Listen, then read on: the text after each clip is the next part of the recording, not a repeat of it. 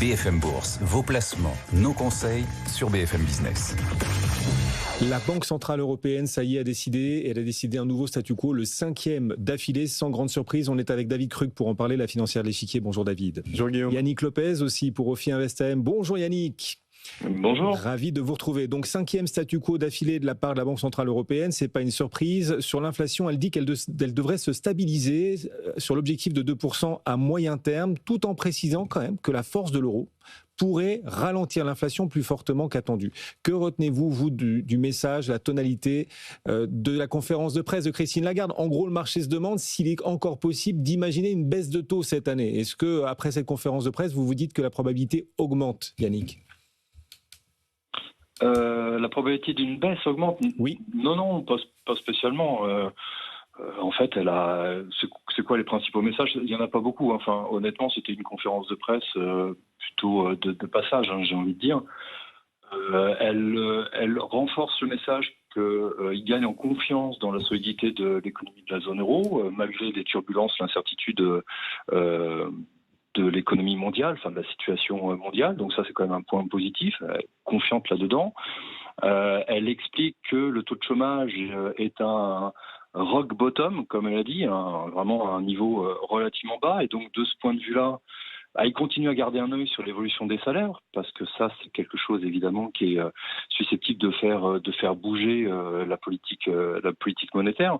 Donc, et elle a réitéré qu'ils étaient en bonne situation, que l'inflation évoluait dans des niveaux qui les convenaient, etc. Donc je ne dirais pas que la probabilité d'une baisse augmente, mais je ne dirais pas non plus qu'il y a un risque de hausse à court terme. Moi, je pense que 2026 pourrait être une année totalement blanche.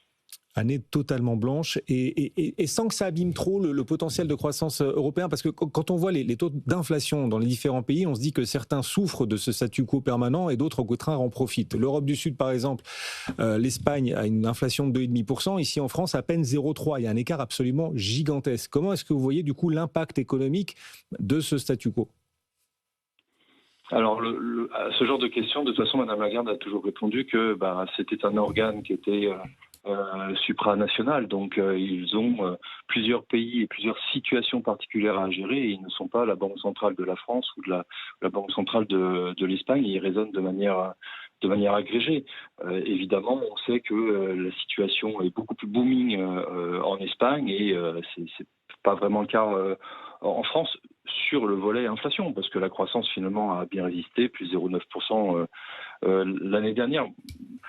Moi, je pense qu'ils sont relativement confiants, en fait, et très heureux. En fait, je pense qu'ils sont très heureux d'avoir positionné les taux sur des niveaux de 2%, et ils laissent venir maintenant. Oui, avec, c'est vrai, en plus, une activité qui est résiliente, voire amenée à réaccélérer, sait-on jamais. On a eu tout à l'heure le chiffre des commandes à l'industrie allemande au 4e trimestre de l'an dernier. Incroyable boom des commandes à l'industrie en Allemagne, plus 8,8%. Manifestement, les premiers effets du plan de relance allemand qui commencent à se voir, Yannick. Oui, c'est pour ça que je pense qu'elle a envoyé un message. Elle n'a pas voulu envoyer un message trop tonitruant sur les perspectives de croissance, parce qu'elle ne voudrait surtout pas donner l'impression au marché que le prochain mouvement est à la hausse. J'ouvre une parenthèse. Dans les minutes de la réunion de décembre, ils ont bien insisté sur un point. Ils veulent faire très attention à ne pas donner de message sur le prochain mouvement. Ils ne veulent surtout pas donner une indication que le prochain mouvement sera soit une baisse, soit une hausse. Ils veulent vraiment véhiculer le message qu'ils sont bien positionnés aujourd'hui, qu'ils sont data dépendants et qu'ils agiront meeting par meeting. Donc elle ne voulait pas non plus, je pense, envoyer un message trop booming sur l'économie, parce que là forcément les marchés ils se seraient dit ok, bon, là, le prochain mouvement c'est un serment monétaire.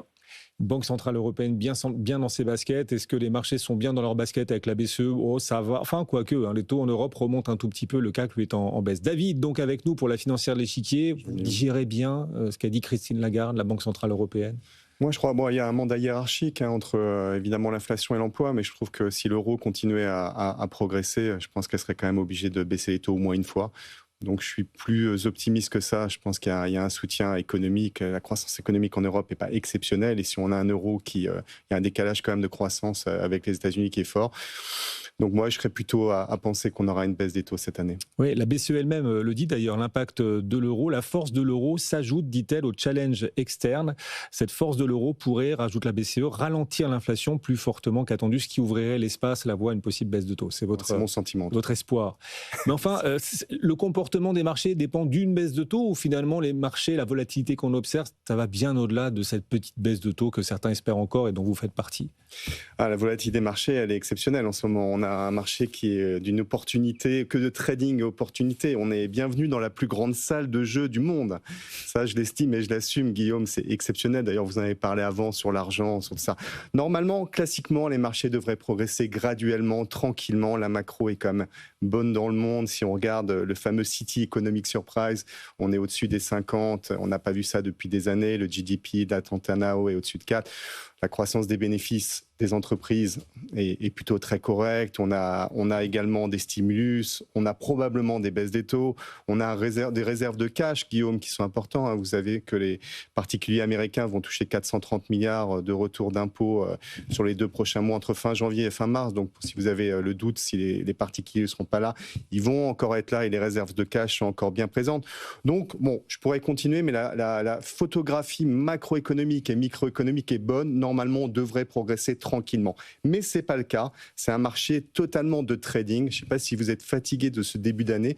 On a l'impression qu'en janvier, on a déjà vécu 3 mois dans le trading de la financière de l'échiquier. Avec Antoine, tous les jours, on se dit, mais il n'y a pas une séance qui nous laisse un peu de répit, de repos. Quoi, Antoine. C'est ça que non, mais au milieu de tout ça, vous saviez que Volvo, à la bourse de Stockholm, est en train de perdre le quart de sa capitalisation boursière? Là, en direct, là en direct, moins 25%, après des résultats qui n'étaient pas du goût des investisseurs. Enfin, moins 25% pour Volvo. Enfin, on s'y habitue, hein, Antoine. On n'a plus un titre qui fait moins 1 plus 1. Quoi. C'est assez exceptionnel. Et moi, dans mes commentaires que je fais tous les jours à ma gestion, tous les lundis, je peux me dire la défense, il faut acheter, il faut vendre selon les tweets de Trump, les pétrolières selon la spéculation géopolitique, des titres plus ou moins 15, les mines selon les surachats ou pas. On peut changer d'optique, Guillaume, pratiquement tout. Tout est question de rotation actuellement. Donc, ce qui veut dire rotation dit trading. Et je peux vous dire qu'on est très loin de l'investissement et on est très proche du trader. Donc ça, c'est vraiment problématique parce que c'est vrai qu'on devrait normalement monter graduellement. Là où je veux mettre un petit peu de rassurer un peu tout le monde, c'est que l'argent, il circule, il s'évapore pas. Donc c'est vrai qu'il sort des softwares, il rentre dans les semis. Là, peut-être que ça va sortir des semi-conducteurs pour aller ailleurs, mais on n'a pas de détérioration. D'ailleurs, les marchés sont proches des plus hauts. Le S&P est à 6900 ou pas très loin. Donc on n'a pas vraiment un marché qui baisse. Le S&P, c'est pas un trade à 3 mois, c'est un trade à 1 an, donc c'est pas non plus très grave. Et chaque baisse de marché, rappelez-vous, en novembre dernier, on était ici sur la tech américaine, sur ces histoires d'investissement, de retour aux actionnaires. On avait énormément de doutes. 6 mois avant sur les tarifs, on avait également beaucoup de doutes. Donc là, vous pouvez avoir énormément de doutes, mais finalement, bon, les marchés sont quand même encore à des niveaux importants. On a des rotations, clairement, mais on a une volatilité qui n'est pas si énorme quand on prend les indices. En dessous, effectivement, c'est un peu plus fort. Mais clairement, chaque baisse de marché a été rachetée. Il y a des liquidités pour, il y a des fondamentaux pour.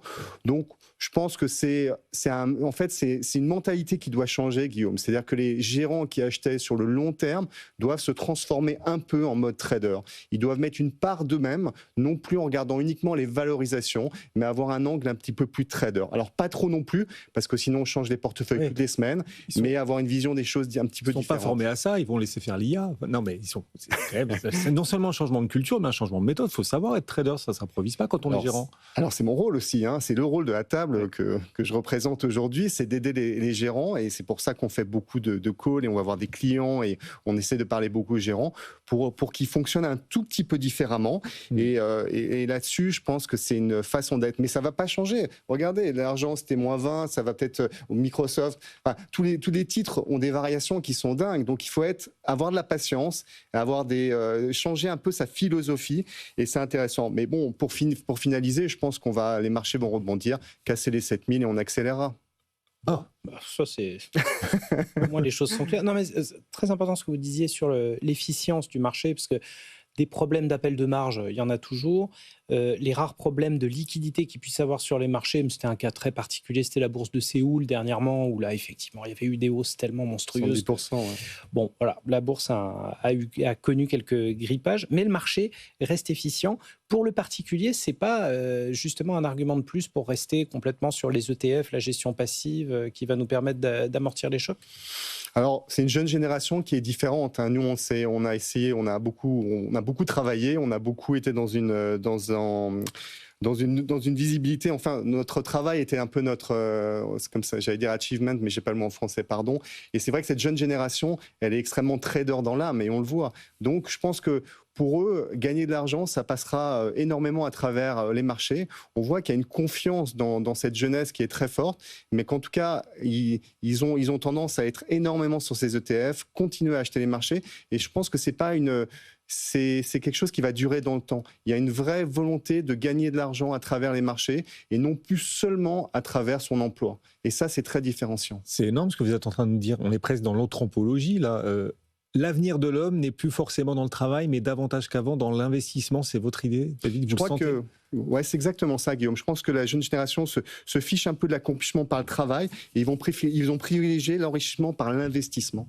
Et je pense que c'est vraiment ce qu'on a appris depuis le Covid. Si vous regardez, les marchés ont systématiquement rebondi sur les plus bas.